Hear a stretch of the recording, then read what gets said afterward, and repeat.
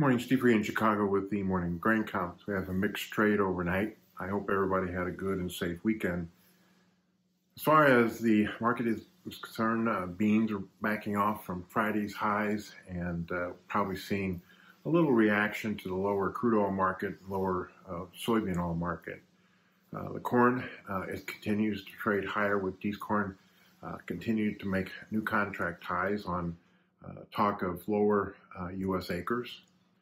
We also see the wheat market up again and led by KC. And I think that the 6 to 10 day and the 14-day U.S. weather maps are looking at drier and warmer conditions in the southern plains. We could also see some dryness in the western Midwest and continued cool and wet conditions in the eastern Midwest. I think May 15th is kind of an important day for corn planting.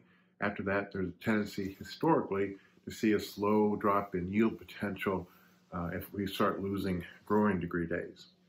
We're still watching the Black Sea as looks like we are at a turning point with Russia massing troops in the east and Ukraine calling for additional help.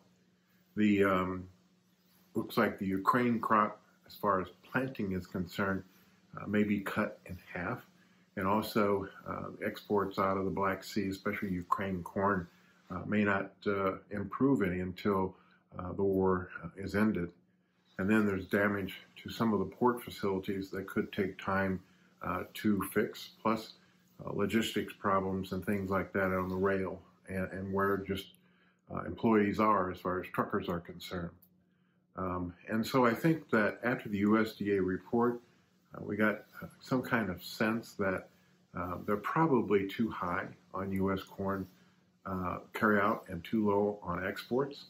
The beans, they did lower the carryout due to higher exports. Some people think that the carryout could even be smaller.